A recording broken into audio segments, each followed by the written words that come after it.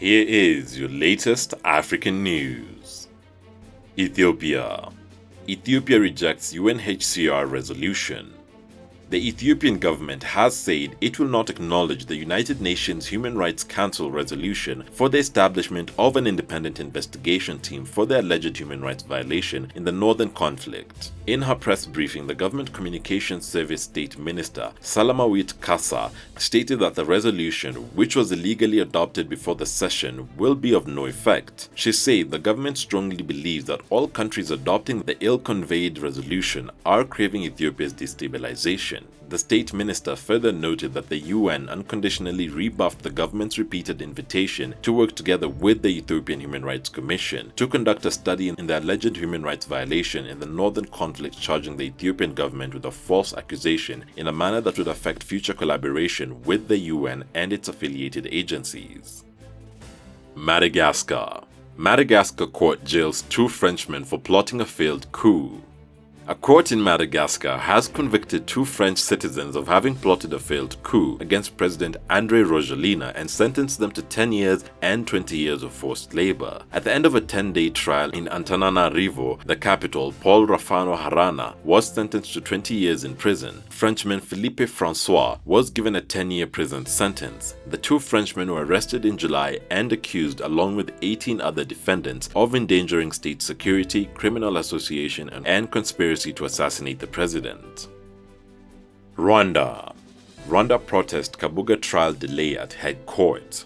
Rwanda has protested the delay to the start of trial of suspected genocide financier Kabuga, who was arrested in France in May 2020 after 25 years on the run and is detained in The Hague since October 2020, pending trial by the International Residual Mechanisms for Criminal Tribunals. The trial is understood to have been delayed after Mr. Kabuga's associates, whose bank accounts were frozen on suspicion they could aid him avoid arrest, filed a motion to the court seeking access to their funds. In this update to the Security Council on December 13th, IRMCT prosecutor Sergei Bremets said his team filed its pre-trial brief and responded to significant additional litigation initiated by Mr. Kabuga's family members and associated third parties concerning seized assets. Rwanda, however, submitted that the delay was unjustifiable and took issue with the extended pre-trial phases, saying they're not only delaying justice for the victims and survivors of the genocide, but also jeopardizing the core judicial mandate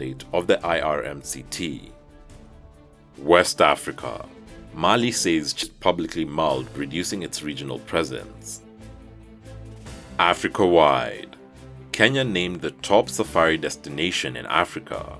Kenya remains a world-leading safari destination in 2021, according to the World Travel Awards. This marks the 7th time in a row the country has been recognized as a premier wildlife tourism stop at the prestigious annual Global Awards. Kenya beat Botswana, South Africa, Tanzania, Namibia, Zambia, and Zimbabwe. The announcement was made last week during the WTA Grand Final Winners' Day, held to celebrate excellence in travel and tourism. National carrier Kenya Airways was recognized as Africa's leading airline, with its business class also emerging top in the continent. Ethiopia Airlines scooped both the leading brand and economy class awards in Africa in 2021. Nigeria. Nigerian lawmakers reject bill seeking gender equality. Nigerian senators have for the 3rd time in 5 years rejected a bill that sought to promote gender equality, citing social, cultural, and Islamic concerns. The chamber, mostly northern Muslims, argued that the bill went against the interpretation of their religious principles. The bill would have criminalized discrimination on the basis of gender or marital status, and also was aimed at improving enforcement of existing laws against gender-based violence. Nigeria, Africa's most populous country, is deeply divided along religious and ethnic lines. Women rarely make it to top positions of power, and only 7% of the nation's senators are women. Many of the senators who opposed the legislations during a plenary session last week say their resistance was strictly a religious issue. South Africa. South Africa to donate 2 million COVID jabs within Africa. South Africa's government says it will donate 2 million doses of the Johnson & Johnson COVID-19 vaccine to other African countries to boost the continent's inoculation drive. The doses, worth approximately $18 million, will be produced at the Aspen Pharmacare manufacturing facility in Nibeha, formerly Port Elizabeth, and be distributed to various African countries over the next year, according to a statement issued last week. The donation embodies South Africa's solidarity within the African continent in fighting the pandemic. Thanks for watching. Visit our YouTube channel Tunacheki to watch our daily news reports and our website tunacheki.tv for all the latest news updates. Also, don't forget to catch the return of our show Africa in the News on our channel. You can directly support this new series by becoming our YouTube member or becoming a Patreon. And remember, Africa is watching.